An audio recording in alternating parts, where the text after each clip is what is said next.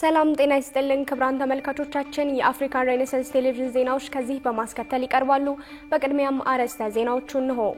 ግብጽ ኢትዮጵያን የማግለል የከሸፈና የተሳሳተ ፖሊሲ እየተከተለች መሆኑን ኢትዮጵያ ተቃወመች። በትግራይ ክልል ዋና ከተማ መቀለ የትግራይ ኃይል አባላት ለተቃውሞ አደባባይ መውጣታቸው ተሰማ። የሚያንማር የወንጀል ካምፖች እርምጃ ከተወሰደባቸው በኋላ ቢዳከሙም የኤለን መስክን ስታርሊንክ ተጠቅመው ዳግም እያንሰራሩ መሆኑን የኤፍፒ የምርመራ ዘገባ አጋለጠ።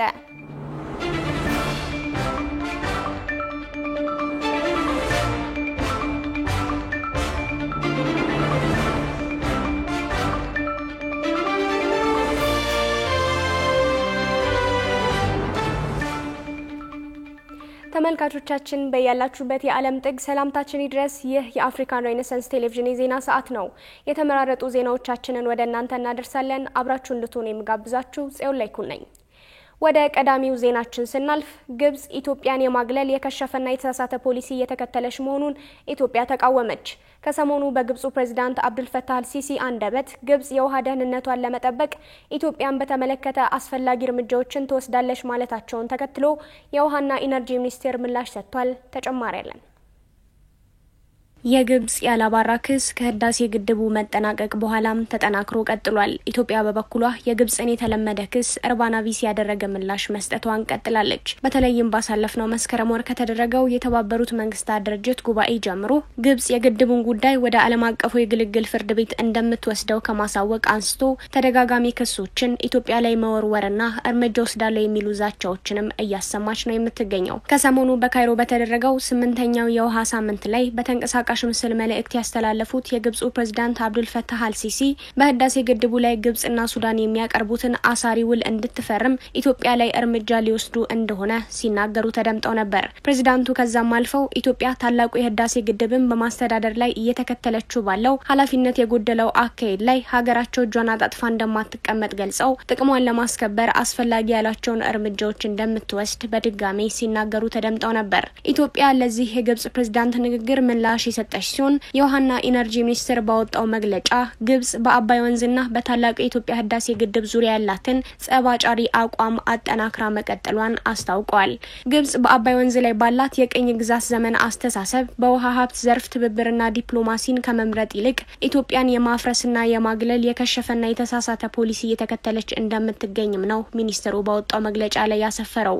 አብዱልፈታህ አልሲሲ በሰሞነኛው ኢትዮጵያ ተኮር ንግግራቸው ላይ በህዳሴ ግድቡ ዙሪያ ሀገራቸው የወሰደቻቸውን የዲፕሎማሲ እርምጃዎች የጥንካሬ መገለጫ የብስለትና በንግግር የማመንና የናይል ተፋሰስ ሀገራትን ፍላጎት አደጋ ላይ ሳይጥሉ ለመጠበቅ የተደረገ መሆኑን ሲገልጹ ተደምጠው ነበር። ይሁንና ከኢትዮጵያ የተሰጠው ምላሽ ግብጽ ከናይል ተፋሰስ ሀገራት የአባይ ወንዝን ተጠቃሚነት ድጋፍ እንዳላት ለማሳየት መሞከሯን ገልጾ ሀገሪቱ ከናይል ተፋሰስ ሀገራት ጋር ምንም አይነት የውሃ ፕሮጀክት ትብብር እንደሌላትና በግብጽ ባለስልጣናት የተደረገው ንግግር ግን ግብጽ ከተፋሰሱ ሀገራት ጋር ያላትን የግንኙነት እውነታ ያዛባ መሆኑ ተጠቅሷል። ግብጽ በቀኝ ግዛት ዘመን ከያዘችው ህገወጥነትና የበላይነት በተሞላበት አኳኋን የአባይ ወንዝን ለመቆጣጠር ከምታደርገው የተንሻፈፈ ፖሊሲና እይታ ወጥታ ወደ እውነተኛው አፍሪካዊ ትብብር እንድትመጣ ኢትዮጵያ አሳስባለች። በተጨማሪም የውሃና ኢነርጂ ሚኒስትሩ ግብጽ በሱዳን የተከሰተው ጎርፍ መንስኤ የህዳሴ ግድቡ እንደሆነ አድርጋ ላቀረበችው ክስ በድጋሚ ምላሽ የሰጠ ሲሆን ግብጽ ከኢትዮጵያ ጋር በህዳሴ ግድቡ ዙሪያ በትብብር እየሰራች ያለችውን ሱዳንን ወደ ሐሰተኛ ክስ እያስገባቻት ነው ብሏል። ሆኖም ኢትዮጵያና ሱዳን በህዳሴ ግድቡ ላይ ለህዝቦቻቸው እድገት በስኬታማ መንገድ ተባብረው እየሰሩ ነው ያለ ሲሆን ግብጽ በጎርፍ ከመጥለቅለቅ እስከ ረሃብ ድረስ ጽንፍ ለጽንፍ ያሉ ሐሰተኛ ክሶቿን ማቅረቧን በመጥቀስ ይህን በጋራ ፍላጎት ላይ የተመሰረተ መፍትሄ ለማበጀት ፍላጎት እንደሌላት የሚያሳይ ነው ሲልም ነው የገለጸው። በትግራይ ክልል ዋና ከተማ መቀለ የትግራይ ኃይል አባላት ለተቃውሞ አደባባይ መውጣታቸው ተሰማ። በትግራይ ኃይሎች ውስጥ ያሉ አርሚ 22 አባላት ሰኞ ጥቅምት 3 ቀን 2018 ዓ.ም ከጠዋት ጀምሮ በመቀለ ከተማ ለተቃውሞ ሰልፍ አደባባይ ወጥተው እንደነበር ተገልጿል። ሷሊ መሐመድ ተጨማሪ አለው።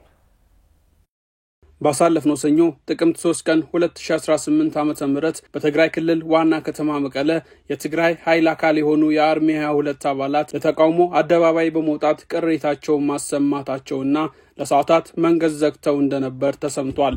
አባላቱ በተለይም ከደሞዝና ከተለያዩ ፍላጎቶች ጋር የተያያዘ ጥያቄዎችን ሲያቀርቡ እንደነበር የተገለጸ ሲሆን በዕለቱ በተደጋጋሚ የትግራይ ጊዜያዊ አስተዳደር ጽሕፈት ቤት ገብተው ተቃውሞ ሲያሰሙ መቆየታቸው ነው የተገለጸው።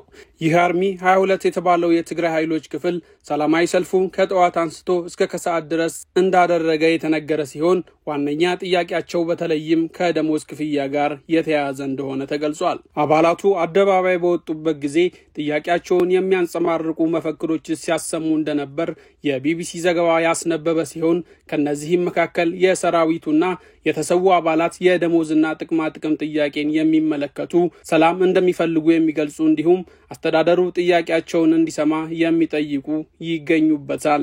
በተጨማሪም ጊዜያዊ አስተዳደሩ የሰራዊትን ጥያቄ መመለስ የማይችል ከሆነ የሌላውን ሕዝብ ጥያቄ መመለስ አይችልም በማለት ጥያቄያቸው ቅድሚያ እንዲሰጠው የሚጠይቁ መፈክሮች ተሰምተዋል። ሰልፉ በህወሓት በኩልም ሆነ በጊዜያዊ አስተዳደር በኩል ይፋዊ መልስ ያልተሰጠበት ቢሆንም ከህወሓት ከተነጠሉ የቀድሞ የህወሓት አባላቶች በኩል ግን በማህበራዊ ትስስር ገጾች በኩል የተለያዩ ድጋፎች ሲሰጡበት ታይተዋል። ሰልፈኞቹ በተደጋጋሚ ወደ ጊዜያዊ አስተዳደር ቢሮ ከተመላለሱ በኋላ ከሰዓት ከ11 ሰዓት በኋላ ለተቃውሞ ሰልፍ አደባባይ የወጡት የአርሚ 22 አባላት ተወካዮች የትግራይ ጊዜያዊ አስተዳደር ፕሬዝዳንት ሌተናል ጀነራል ታደሰ ወረደን ጨምሮ ሌሎች የክልሉ ከፍተኛ ኃላፊዎች በተገኙበት ውይይት ማድረጋቸው ተገልጿል። ነገር ግን ይህ ውይይት በክልሉ ባለስልጣናትና ከሰራዊት አባላት ተወካዮች ውጪ ማንም የታደመበት ስላልነበር ንግግሩ በምን ጉዳይ ላይ እንዳተኮረና ስለተደረሰበት ስምምነት የታወቀ ነገር የለም። ሰልፈኞቹ ከደሞዝ ጥያቄ በተጨማሪ ቤት መስሪያ መሬት እንዲሰጣቸው መጠየቃቸው የተገለጸ ሲሆን በቅርቡ በጦርነት ለተገደሉ ሰዎች ቤተሰቦች ቤት መስሪያ መሬት መስጠት መጀመሩ ተገልጿል። በተጨማሪም በቀጣይ በጦርነቱ የአካል ጉዳት ለደረሰባቸው ሰዎችም ቦታ እንደሚሰጥም ነው የተነገረው። ለ2 ዓመታት የተካሄደውን ደም አፋሳሽ ጦርነት ተከትሎ በተደረሰው የፕሪቶሪያ ስምምነት በትግራይ ክልል ውስጥ ጦርነት የቆመ ቢሆንም በፌደራል መንግስቱ በጊዜያዊ አስተዳደሩ እንዲሁም በህወሓት መካከል በዘለቀው አለመግባባት ክልሉ አሁንም ድረስ በፖለቲካዊ ቀውስ ውስጥ ይገኛል። በፕሪቶሪያው ስምምነት መሰረት ትጥቅ ፈተው በመሰናበት ወደ ሰላማዊ ህይወት ይመለሳሉ የተባሉት የትግራይ ኃይል አባላት አሁንም ድረስ በካምፖች ውስጥ የሚገኙ ሲሆን በተለያዩ ጊዜያት ጥያቄዎችን ሲያነሱ ቆይተዋል። የሚያናማር የወንጀል ካምፖች እርምጃ ከተወሰደባቸው በኋላ ቢዳከሙም የኤለን መስክን ስታርሊንክ ተጠቅመው ዳግም እያንሰራሩ መሆኑን የኤኤፍፒ የምርመራ ዘገባ አጋለጠ። ጠቀም ያለ ደሞዝ ይከፈላቸዋል ተብለው ከየሀገሩ እየተመለመሉ ሚያናማር በተለያዩ የወንጀል ካምፖች ውስጥ በነጻና በግፍ እንዲሰሩ ከሚገደዱ ወጣቶች መካከል በርካታ ኢትዮጵያውያን እንደሚገኙበት ይታወቃል። የውጭ ትንታኔና ዓለም አቀፍ ጉዳዮች ዘጋቢያችን ቃል ኪዳን ይጥና ጉዳዩን በዝርዝር ተመልክቶታል። የቻይና ባለሀብት መሰል ደላሎች ጠቀም ባለ ደሞዝ ሊያሰሯቸው አማለው ከያገሩ የወሰዷቸው ወጣቶች ሚያንማር ውስጥ የሚደርስባቸው ግፍ ገሃድ ከወጣ በርግጥ ዋል አደር ብሏል። በሺ የሚቆጠሩ ኢትዮጵያውያንም ከኤሌክትሪክ ንዝረት እስከ ግርፋት፣ ከመራብ መታረዝ፣ እንቅልፍ እስከ ማጣት በሚደርሰው ግፍ ተሰቃይተዋል። ከሰሃራ በረሃ እስከ ሜዲትራኒያን ባህር፣ ከኤደን ባህረ ሰላጤ እስከ የመን ጠፍ ምድር፣ ከሊቢያ ማጎሪያ ሰፈሮች እስከ ደቡባዊ አፍሪካ ሀገራት ጫካና ወህኒ ቤት በሚያልቀው ኢትዮጵያዊ ወጣት ላይ የሚያንማሩ ግፍ መታከሉ በርግጥ አሳዛኝ ቅስም ሰባሪም ነው። ዘመድ ወዳጆች ደግሞ ጥልቅ ሰቀቀን። የሚያንማር ወታደራዊ መንግስት ያደራጃቸው ሚሊሻዎች በታይላንድና ቻይና ትብብር የወንጀል ካምፖቹ ላይ የኃይል እርምጃ ወስደው 7000 የሚሆኑ ሰለባዎችን ከማሰቃያው ሰፈር አሊያም ካምፕ አውጥተው ወደ ታይላንድ ማሻገራቸው የሚታወስ ሲሆን የኢትዮጵያን ጨምሮ ብዙዎቹ መንግስታትም ይህንኑ መልካም አጋጣሚ ተጠቅመው ዜጎቻቸውን ወደ ያገራቸው መልሰዋል ወይም እየመለሱ ነው። ይሁንና የፈረንሳዩ የዜና ወኪል አዣንስ ፍራንስ ፕሬስ ይፋ ባደረገው የምርመራ ዘገባ ድምጥማጣቸው ጠፍቷል ተብሎ ነበር። ነገር ግን ቻይናውያንና አሜሪካውያን ባለሀብቶችን ጨምሮ ከመላው ዓለም በቢሊዮን የሚቆጠር ዶላር በማጭበርበር የሚታወቁት የሚያንማር የወንጀል ካምፖች አሁንም የተለመደ የማጭበርበር ተግባራቸውን አጠናክረው እንደሚገኙና እንዲያውም ከመቼውም ጊዜ በላይ ይበልጥ መንሰራ መስፋፋታቸውን አጋልጧል። ኤኤፍፒ የራሱን የድሮን ምስሎችና የሳተላይት ምስሎች ዋቢ አድርጎ ባወጣው የምርመራ ዘገባው ላይ በታይላንድና ሚያንማር ድንበር ላይ በሚገኘው ሚያዋዲ አካባቢ ከፍተኛ ጥበቃ የሚደረግላቸው የወንጀል ካምፖች የጦፈ እንቅስቃሴ ላይ መሆናቸውን ደርሼበታለሁ ብሏል። ከዚህ ቀደም በተወሰደው እርምጃ ምንም እንኳን በርካቶች ከተጠቀሰው በኢንተርኔት የማጭበርበር ተግባር የተሰማራ አጋች ቡድን ቢወጡም አሁንም በመቶ ሺህ የሚቆጠሩ የተለያየ ሀገራት ዜጎች የሚገኙባቸው ቦታዎች እንዳሉ ነው ኤኤፍፒ በምርመራ ዘገባው ያመለከተው። ይባስ ብሎም የታይላንድ መንግስት የወንጀል ካምፖቹ የሚገኙባቸውን አካባቢዎች የኤሌክትሪክ እና የኢንተርኔት አገልግሎት በመበጣጠስ እንዲቋረጥ ቢያደርግም የኤኤፍፒ የምርመራ ዘገባ እንደሚያሳየው ግን ከጥቂት ወራት በፊት በሀገሪቱ በቂ ደንበኞች ስላልነበሩት በማይናማር ፈቃድ ተነፍጎት የቆየው የኤለን መስኩ ስታርሊንክ የኢንተርኔት አቅራቢ ድርጅት አሁን ላይ በአንድ ጣሪያ ላይ ብቻ ወደ 80 የሚጠጉ ዲሾቹ ተሰቅለው በኢንተርኔት የማጭበርበር ተግባር ላይ ለተሰማሩት የወንጀል ካምፖች አገልግሎት በመስጠት ላይ ነው። ይህንን ተከትሎም በሺ የሚቆጠሩ ኢትዮጵያውያንን ከኤሌክትሪክ ንዝረት እስከ ግርፋት ከመራብ መታረዝ እንቅልፍ እስከ ማጣት በሚደርሰው ግፍ ሲያሰቃዩ የቆዩት የሚያንማር የወንጀል ካምፖች እርምጃ ከተወሰደባቸው በኋላ ቢዳከሙም የኤለን መስክን ስታርሊንክ ተጠቅመው ዳግም እያንሰራሩ መሆኑን የኤኤፍፒ የምርመራ ዘገባ አመልክቷል። የካሊፎርኒያ አቃቢያን ህጎች በጁላይ 2024 ስታርሊንክ የሚያቀርበውን የኢንተርኔት አገልግሎት አጭበርባሪዎቹ እየተጠቀሙበት እንደሆነ በይፋ ቢያስጠነቅቁም ምንም ምላሽ ካለማግኘታቸው በላይ የስታርሊንክ ባለቤት ለሆነውና በባለጸጋው ኤለን መስክ ለሚመራው ስፔስኤክስ ማብራሪያ እንዲሰጥ በምርመራ ዘገባው ወቅት ኤኤፍፒ በተመሳሳይ ጥያቄ ቢያቀርብም ቄሱም ዝም መጽሐፉም ዝም እንዲሉ የኤለን መስክ ድርጅት ግን ዳግም አስተያየት አልሰጥም በሚለው እንቢተኛነቱ መጽናቱን አመልክቷል። ይህንን ተከትሎም በሁኔታው ግራ መጋባታቸው የተገለጸው የታይላንድና የአሜሪካ ፖለቲከኞች በስታርሊንክና በሚያንማር የወንጀል ማዕከላት መካከል ስላለው ግንኙነት ምርመራ እንዲጀመር ግፊት እያደረጉ ሲሆን ምናልባትም ቢሊዮነሩ ኤለን መስክ የምድራችን የመጀመሪያው ትሪሊየነር የሚያደርገውን ግስጋሴ ለካስ በሚያንማር በሚገኙ የማጎሪያ ሰፈሮች ኢትዮጵያውያንን ጨምሮ የበርካታ ሀገራት ወጣቶች ፍዳቸውን በልተው ህሊናቸው ሳይፈቅድ ሳይወዱ በግድ እንዲያጭበረብሩ በሚገደዱበት ገንዘብ ነበር እንዴ ኪሱን ሲሞላ የከረመው የሚል ጥያቄ ማስነሳት ጀምሯል። በኢትዮጵያ ሰላም ለመገንባት የሚደረገው ጥረት ምጣኔ ሀብቱን መልሶ የመጠገንና የተፈናቀሉ ወገኖችን መልሶ የማቋቋም ሰፊ ጥረት እንደሚያስፈልገው ተገለጸ። አዲግራትና መቀሌ ዩኒቨርሲቲ ከኢትዮጵያ ካቶሊካዊት ቤተክርስቲያን እንደዚሁም ከአውሮፓ ህብረት ጋር በመተባበር ያዘጋጁት ብሔራዊ የሰላም ግንባታ ሲምፖዚየም ተካሂዷል። ዮናስ ግርማ ተጨማሪ አለው። ከዓመታት ግጭት በኋላ የትግራይ ህዝብ ህይወቱን ተቋሙንና የማህበረሰብ ስሜት ወደ ሰላም በማምጣት ህብረተሰቡን ወደ ነበረበት ለመመለስ የሰላም ግንባታ ዘላቂና አሳታፊ መሆን አለበት ተብሏል። አዲግራት ዩኒቨርሲቲ፣ መቀሌ ዩኒቨርሲቲና የኢትዮጵያ ካቶሊካዊት ቤተክርስቲያን ከአውሮፓ ህብረት ጋር በሆነው ትብብር የእርዳታ አገልግሎት ለመስጠትና ፍትሃዊ እንዲሁም ዘላቂ ሰላምን ለመፍጠር በ11 ወረዳዎች የሚገኙ ተጋላጭ ቦታዎችን በመለየት በጋራ ጥናት ማካሄዳቸው ተነግሯል። በጥናቱም የማዕከላዊ ምስራቅና ደቡብ ምስራቅ ትግራይ እንዲሁም የመቀለ ከተማ አስተዳደርን ጨምሮ ፕሮጀክቱ ሁለት ዋና ዋና ክፍሎችን ማካተቱ ነው የተነገረው። የመጀመሪያው የሰላም ግንባታና ግጭቶችን መከላከል እንዲሁም የአካባቢ ሰላምና ተቋማትን ማጠናከር ሲሆን ሁለተኛው ደግሞ የማህበራዊ ኢኮኖሚያዊ ልማትን ማሳደግ በተለይ ደግሞ የኑሮ ሁኔታን ወደ ነበረበት መመለስ እንዲሁም ስራ ፈጣሪነትን ማሳደግና ችግሮችን መፍታት መሆኑ ተመላክቷል። ብሔራዊ የሰላም ግንባታ ሲምፖዚየም አንድነት ለሰላም ግንባታና በጦርነት የተጎዱ አካባቢዎችን መልሶ ለማቋቋም በሚል መሪ ሐሳብ በዛሬው ዕለት ተካሂዷል። ሲኤስቲ ኢትዮጵያ ከአውሮፓ ህብረት ጋር በመተባበር ባዘጋጁት ሀገር አቀፍ የሰላም መድረክ ላይ የሃይማኖት አባቶችን ጨምሮ ከተለያዩ የማህበረሰብ ክፍሎች ጋር ውይይት የተካሄደ ሲሆን በዛሬው ሲምፖዚየም ዘላቂ ሰላም ከመገንባት አንጻር ትልቅ ሚና እንደሚኖረው ጦርነቶች ከሚፈጠሩት በአግባቡ ካለመነጋገር መሆኑን ከአፍሪካ ሬኔሳንስ ቴሌቪዥን ጋር ቆይታ ያደረጉት የመቀሌ ዩኒቨርሲቲ መምህር ዶክተር አሰፋ ላከ ነግረውናል። ኦኬ ጦርነቶቹ እኮ በብዛት ጊዜ የሚከፈቱት ምንድነው ቁጭ ብሎ ካለመነጋገር የሚመነጩ ናቸውና በጠመንጃ ዙሪያ በተፈታቸው ደግሞ ተመልሶ ሳይክል ኦፍ ቫዮለንስ ነው የምትገባውና ሳይክል ኦፍ ቫዮለንስ ከምትገባ የተለያየ ሐሳብ ያላቸው ሰዎች ቁጭ ብለው ጠረጴዛ ዙሪያ ተቀምጠው መፍታት የሚችሉበት እድል ቢኖር ወደ ጦርነት አትገባም። ስለዚህ የሰላማዊ የትግል መድረኩ ዝግ ለማድረግ እና አሸናፊ ነኝ እንደዚህ ማለቱ ልክ አይሆንም። የማዕከላዊ መንግስትም ቢሆን ከሁሉም የክልሉ አክተሮች ትግራይም ብለው አማራ ብለው ኦሮሚያ ክልል ብለው እያንዳንዱ ቦታ ያሉ አክተሮች ቁጭ ብለው እንዲናገር የሚያሳይ መድረክ ነው ብዬ አስባለሁ።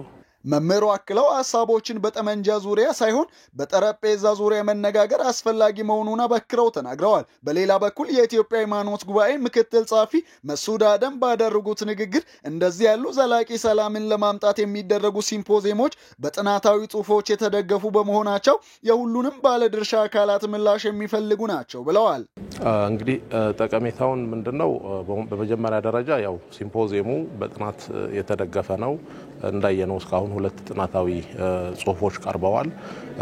ያሉት በተጨባጭ በተለይ ደግሞ ጥናቱ ላይ እንደተመለከትነው በዋናነት ከድህረ ጦርነት በኋላ ከፕሪቶሪያ የሰላም ስምምነት በኋላ የተደረገ ጥናት እንደሆነ በዋናነት በ2024 እና 2025 ላይ የተመሰረተ ዳታ ላይ እንደሆነ ተመልክተናልና ወቅታዊ ነው።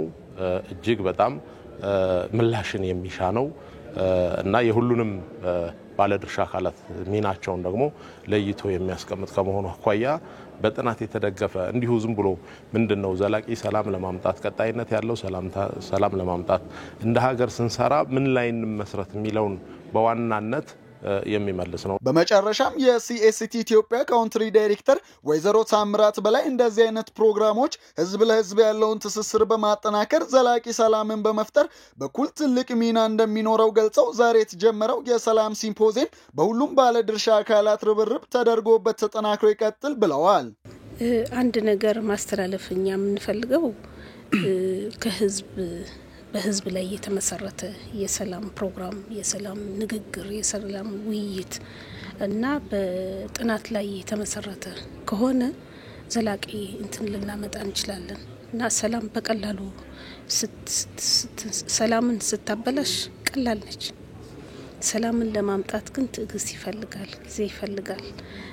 ያንድ ሰው ስራ አይደለም ወይ የመንግስት ወይ የሌሎች ስራ አይደለም። የሁሉም ባለድርሻ አካላት አብሮ በመስራት የሚመጣ ነው። በመድረኩም ከኢትዮጵያ ውጪ ደቡብ ሱዳንና የዲሞክራቲክ ኮንጎ ተወካይ እንግዶች የተገኙ ሲሆን የመቀለና ዲግራት ዩኒቨርሲቲ ምሁራን በሰሜኑ ጦርነት በአጠቃላይ በትግራይ አካባቢ ያስከተለውን ተጽዕኖ በጥናትና ምርምር ስራቸው ዳሰውታል። ክቡራትና ክቡራን ተመልካቾቻችን አሁንም የአፍሪካ ሬኔሳንስ ቴሌቪዥን ዜናዎች እንደቀጠሉ ናቸው። ወደ ቀጣዮቹ ጉዳዮቻችን ከመሻገራችን በፊት ይፋዊ የማህበራዊ ገጾቻችንን ልናስታውሳችሁ ወደድን። በቴሌቪዥን ስርጭት ያለፏችሁን ፕሮግራሞቻችንን ከ1.7 ሚሊዮን በላይ ሰብስክራይበሮች ባሉት አርትስ ቲቪ ወርልድ የዩቲዩብ ገጻችን በኩል ልትከታተሉ ትችላላችሁ። በተጨማሪም በርካታ ተከታዮችን ባፈራንባቸው በፌስቡክ፣ በቀድሞ ትዊተርና በአሁኑ ኤክስ እንዲሁም በቲክቶክና ኢንስታግራም ገጾቻችን በኩል ቤተሰብ መሆን ትችላላችሁ። ከቆይታ በኋላ የአትሌቲክስ አሰልጣኙ ገመዶ ደደፈው ጠቅላይ ሚኒስትር አብይ አህመድ እንዲያናግሯቸው መጠየቃቸውን ጨምሮ የተመራረጡ ልዩ ስፖርታዊ መረጃዎችን ወደ እናንተ እናደርሳለን። ይጠብቁን። የጤና ሚኒስቴር ኮርዳይድ ከተባለ ዓለም አቀፍ በጎ አድራጎት ድርጅት ጋር በመተባበር የጤና ስርዓትን ከማህበረሰብ እስከ ሀገር አቀፍ ደረጃ ለማጠናከር ያለመ ዝግጅት አካሄደ። የጤና ስርዓትን ከማህበረሰብ እስከ ሀገር አቀፍ ደረጃ ማጠናከር በሚል ርዕስ በኮርዳይድና ኢትዮጵያ በሚገኘው የኔዘርላንድ ኤምባሲ ትብብር በተዘጋጀው ዝግጅት ላይ መሪዎች፣ የፖሊሲ አውጪዎችና አጋር አካላት በተገኙበት ተካሂዷል። የዝግጅቱ ዋና ዓላማ ከአካባቢው ለውጥ ወደ ዓለም አቀፋዊ ተጽዕኖ የተሰኘው የፎቶ ኤግዚቢሽን ሲሆን የአንዲት ሱቱሜ አባጃሃድ የተባለች ቡና በመሸጥ የምትተዳደር የጅማ ነዋሪና ታሪክ የሚያሳይ ሲሆን በእርሷ ታሪክ ውስጥ በአስደናቂ ሁኔታ የዓለም አቀፍ የጤና ኢንቨስትመንቶች ለማህበረሰብ ደረጃ እንዴት እንደሚደርሱና ታሪካቸውን እንዴት እንደሚለውጡ ያስገነዝባል። በፎቶግራፈር አድሪያና ፓሬጆ ፖጋድሮ ተዘጋጅቶ በኮርዳይድ በዓለም አቀፍ ጤና በዓለም አቀፍ ተደራሽነትና የቅስቀሳ ፕሮግራም ሲሆን በቢልና ሜሊንዳ ጌትስ ፋውንዴሽን የተደገፈና ኤግዚቢሽኑ ከአካባቢያዊ ተጨባጭ እውነታዎች በተጨማሪ በዓለም አቀፋዊ ትብብር መካከል ያለውንም ግንኙነት ያሳያል ተብሏል። በዝግጅቱ ላይ የጤና ሚኒስትር ደኤታ ዶክተር ደረጀ ድጉማ የተገኙ ሲሆን በኢትዮጵያ ያለውን የጤና ስርዓት ለማሻሻል ከሚሰሩ ተቋማት መካከል አንደኛው ኮርዳይድ መሆኑን ተናግረው ምስጋናቸውን አቅርበዋል ሲል የዘገበው ባልደረባችን ዮናስ ግርማ ነው። በፒፕል ቱ ፒፕል እና በአናዳሽ በጋራ የተዘጋጀው አርቲፊሻል ኢንተለጀንስ ላይ የሚያተኩረው የትምህርት ፕሮግራም እየተካሄደ እንደሚገኝ ተገለጸ። የትምህርት ፕሮግራሙ በአርቲፊሻል ኢንተለጀንስ የአፍሪካን የትምህርትና ሕክምና ስርዓት በቴክኖሎጂ በማገዝ ማሳደግ ዋና ዓላማ መሆኑንም አዘጋጆቹ አስታውቀዋል። ሩሃ ግርማ ተጨማሪ አላት። እንደ አውሮፓውያን አቆጣጠር በ1999 በአሜሪካ ኬንታኪ ግዛት የተመሰረተው ፒፕል ቱ ፒፕል ዩኤስኤ ድርጅት የኢትዮጵያን የጤና ጥበቃ አገልግሎት በሰው ሰራሽ አስተውሎትና በሌሎች ቴክኖሎጂዎች ለማሻሻል በእውቀት ሽግግር እያገዘ እንደሚገኝ ይነገርለታል። ከሰሞኑም ፒፕል ቱ ፒፕል ዓለም አቀፍ የጤና እንክብካቤ ስትራቴጂክ አማካሪ ድርጅት ከሆነው አናዳች ግሩፕ ጋር በጋራ በመሆን በሰው ሰራሽ አስተውሎት ወይንም አርቲፊሻል ኢንተለጀንስ ላይ ያተኮረ ወርሃዊ ትምህርታዊ ፕሮግራም እየሰጠ እንደሚገኝ ይታወቃል። የትምህርት ፕሮግራሙን በፕሮፌሰር ናውጋው መሐሪ፣ በዶክተር ማራኪ መርዕድ፣ በዶክተር አቺንግሊንግ እና በሌሎች ባለሙያዎች በጋራ እየተሰጠ የሚገኝ ሲሆን ትኩረቱም የሰው ሰራሽ አስተውሎት የአፍሪካ አካዳሚክ እና የሕክምና ባለሙያዎች በቴክኖሎጂ ለውጥ ቀዳሚ ለማድረግና በጤና አጠባበቅ በሕክምና ትምህርትና በአስተዳደር በሰው ሰራሽ አስተውሎት መተግበሪያዎች አስተዋጽኦና ተግዳሮት ላይ አድርጓል። የፒፕል ቱ ፒፕል መስራች የሆኑት ፕሮፌሰር ናውጋው መሐሪ አፍሪካ ዛሬ በሁኔታዎችና በዓላማዎች መገናኛ ላይ ቆማለች። አርቲፊሻል ኢንተለጀንስ የቴክኖሎጂ መሳሪያ ብቻ ሳይሆን ዩኒቨርሲቲዎቻችንን፣ ሆስፒታሎቻችንን፣ መንደራችንን ከአህጉራችን ያልተነካ አቅም ጋር የሚያገናኝ የሀሳብ ድልድይ ነው ብለዋል። Africa stands today at the intersection of possibilities and purpose. አፍሪካ ዛሬ በሁኔታዎችና በዓላማዎች መገናኛ ላይ ቆማለች። አርቲፊሻል ኢንተለጀንስ የቴክኖሎጂ መሳሪያ ብቻ አይደለም። ዩኒቨርሲቲዎቻችንን፣ ሆስፒታሎቻችንን፣ መንደራችንን ከአህጉራችን ያልተነካ አቅም ጋር የሚያገናኝ የሀሳብ ድልድይ ነው። የሰው ሰራሽ አስተውሎት በጥበብ ከተጠቀምንበት በጤና አጠባበቅ ትምህርት አንድ የጋራ ቋንቋ እንድንናገር ሊረዳን ይችላል። ቋንቋ በአንድ ኮድ ብቻ ሳይሆን በርህራሄ፣ ፍትሃዊነትና በጋራ የልህቀት ደረጃዎች ላይ የተገነባ ነው። ፕሮፌሰሩ አክለውም ሰው ሰራሽ አስተውሎት አፍሪካን አይገነባም፣ አፍሪካ እንጂ ሰው ሰራሽ አስተውሎት ሊያደርግ የሚችለው አንድነታችንን ማጉላትና በትምህርት ዘርፍና በትውልድ መካከል ያለው አጋርነት ትልቁ ጥንካሬያችን መሆኑን እንድናስታውስ ነው ሲሉ ተናግረዋል። But AI will not build Africa. Africans will. አፍሪካውያን እንጂ የሰው ሰራሽ አስተውሎትን የሚገነቡት የሰው ሰራሽ አስተውሎት አፍሪካን አይገነባም።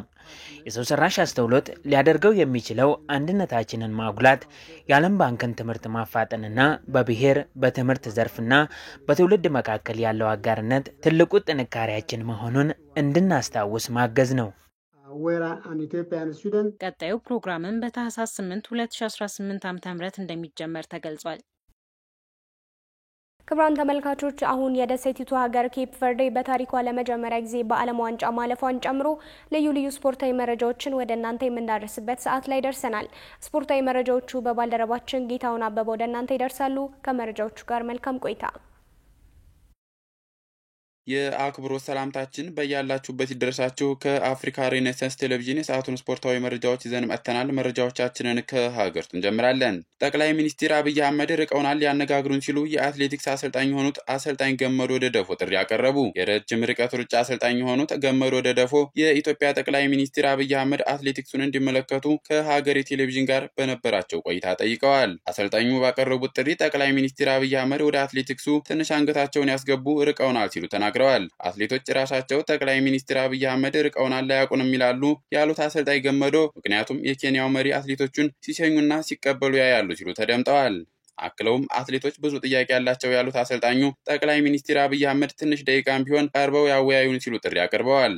ሞራል ካልተሰጠ አትሌቲክሱ አይገኝም። ጠቅላይ ሚኒስትር አብይ አህመድ ቀረብ ማለት አለባቸው። እሳቸውንም የሚያስጠራ ትልቅ ነገር ነው ብለዋል። አሰልጣኝ ገመዶ ደደፎ በቅርብ በተካሄዱ ትልቅ ውድድሮች ላይ ለኢትዮጵያ ሜዳሊያ ማስገኘት ያሉ አትሌቶችን ማብቃት የቻለ ሲሆን በ2024 የፓሪስ ኦሎምፒክ ሜዳሊያ ያስገኙትን የአትሌት ታምራት ቶላና ትዕግስት አሰፋ አሰልጣኝ እንደነበር አይረሳም። ይሁንና አሰልጣኝ ገመዶ ደደፎ ከውድድሩ መልስ በነበረ የወቅቱ የኢትዮጵያ ፕሬዝዳንት ሳህለወርቅ ዘውዴ በተገኙበት በብሔራዊ ቤተ መንግስት በተካሄደ የሽልማት ስነ ስርዓት ላይ የተበረከተላቸውን የ2 ሚሊዮን ብር ሽልማት እኔ ወርቅ ብርና ዲፕሎማ አስገኝቼ 2 ሚሊዮን ብር ብቻ መሸለሜን እንደ ስድብ ቆጥረዋለሁ በማለት ሽልማቱን አልቀበልም ማለታቸውን ተከትሎ ከፍተኛ መነጋገሪያ ሆነው እንደነበር አይዘነጋም። ኤርትራ ከ2026 ዓለም ዋንጫ ማጣሪያ ጨዋታዎች ራሷን ያገለለችው በሀገር ውስጥ የሚጫወቱ ተጫዋቾች ወደ ውጭ ሀገር ለግጥሚያ በወጡበት ይቀራሉ በሚል ፍራቻ መሆኑን ዘጋርዲያን ዘግቧል። የምስራቅ አፍሪካዊቷ ሀገር ለመጨረሻ ጊዜ ዓለም አቀፍ ጨዋታ ያደረገችው በአውሮፓውያኑ አቆጣጠር ጥር 2020 የነበረ ሲሆን በሀገሪቷ ውስጥ ካለው ወቅታዊ ሁኔታ በመነሳት ሜክሲኮ፣ አሜሪካና ካናዳ ከሚያዘጋጁት የዓለም ዋንጫ ውጭ መሆኗም ታውቋል። ኤርትራ በ2022 የዓለም ዋንጫ የግማሽ ፍጻሜ ተፋላሚ ከነበረችው ሞሮኮ ጋር የነበራት የማጣሪያ ጨዋታ አንድ ሳምንት ሲቀረው ራሷን ማግለሏ ይታወሳል። የኤርትራ ብሔራዊ እግር ኳስ ፌዴሬሽንም ሆነ የሀገሪቱ መንግስት ስለዚህ ውሳኔ ምንም መረጃ ያልሰጡ ሲሆን ተጫዋቾችና ደጋፊዎች ግን በውሳኔው ቁጭታቸውን በተለያየ መንገድ ሲገልጹ ቆይተዋል። ከ2023 የአፍሪካ ዋንጫ ማጣሪያ ራሷን ያገለለችው ኤርትራ ከዓለም ዋንጫ ማጣሪያ ውጭ መሆኗ ሀገሪቱ በእግር ኳስ ዓለም ያላት ስፍራ አጠራጣሪ ሆኗል። በተጨማሪም ምንም እንኳን ኤርትራ የዓለም አቀፍ እግር ኳስ ማህበራት ፌዴሬሽን ማህበር ብትሆንም ከዓለም የእግር ኳስ ሰንጠረዥ ውጭ ሆናለች። ኤርትራ በዓለም ዋንጫ ማጣሪያ በምድብ 5 ተደልድላ 10 ጨዋታዎች እንድታደርግ ከሞሮኮ፣ ዛምቢያ፣ ኮንጎ ብራዛቪል፣ ታንዛኒያና ኒጀር ጋር ድልድል ቢወጣላትም በኢሳያስ አፈወርቂ የምትመራው ሀገር ተጫዋቾቼ ከሀገር ይጠፋሉ አልጫወትም ብላለች። ምስራቅ አፍሪካዊቷ ሀገር ከማጣሪያው ራሷን ያገለለችው በሀገር ውስጥ የሚጫወቱ ተጫዋቾች ወደ ውጭ ለግጥሚያ በወጡበት ይቀራሉ የሚል ፍራቻ ስላለ እንደሆነ ዘጋርዲያንን ጨምሮ በርካታ መገናኛ ብዙሃን አስነብበውታል። ከእናት ሀገሯ ኢትዮጵያ በአውሮፓውያኑ በ1993 ነጻነትን ያገኘችው ኤርትራ በአንድ ፓርቲ የምትመራ መሆኗና ሀገሪቱ እጅግ ወታደራዊ የሆነ መዋቅር ያላት ናት ትባላለች። የተባበሩት መንግስታት ድርጅት በያዝነው ዓመት ባወጣው ዘገባ በኤርትራ ያለው የሰብአዊ መብት ጥሰት፣ የግዴታ የውትድርና ስልጠናና አፈና እጅግ አሳስቦኛል ብሎ የህግ የበላይነት የለም ማለት ይቻላል ሲል መግለጹ ይታወሳል።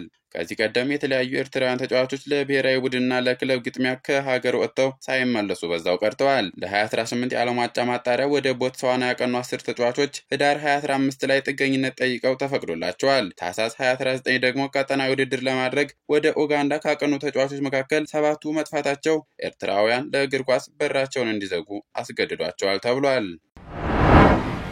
ኬፕ ቨርዴ በታሪኳ ለመጀመሪያ ጊዜ ለዓለም ዋንጫ አለፈች። በአፍሪካ ሀገራት የዓለም ዋንጫ የመጨረሻ ጨዋታ ኬፕ ቨርዴ እስዋቲኒን 3-0 ማሸነፏን ተከትሎ በታሪኳ ለመጀመሪያ ጊዜ ለ2026 ዓለም ዋንጫ ማለፏን አረጋግጣለች። በማጣሪያው ምድብ 4 ላይ የነበረችው ኬፕ ቨርዴ በዓለም ዋንጫ መሳተፍ የቻለች ሁለተኛዋ ትንሿ ሀገርም ሆናለች። ትንሿ ደሴት ሀገር በምድቧ የነበረችውን ካሜሮን በ4 ነጥብ በመብለጥ ካደረገቻቸው በ10 ጨዋታዎች 7ቱን በማሸነፍ በ23 ነጥብ በበላይነት ማጠናቃለች። በ1975 ከፖርቱጋል ቅኝ ግዛት ነጻ የወጣችው ኬፕ ቨርዴ በቅርብ ዓመታት በእግር ኳሷ ላይ በፈጠረችው አብዮት ለትልልቅ ቡድኖች ጭምር ፈተና መሆኗን አሳይታለች።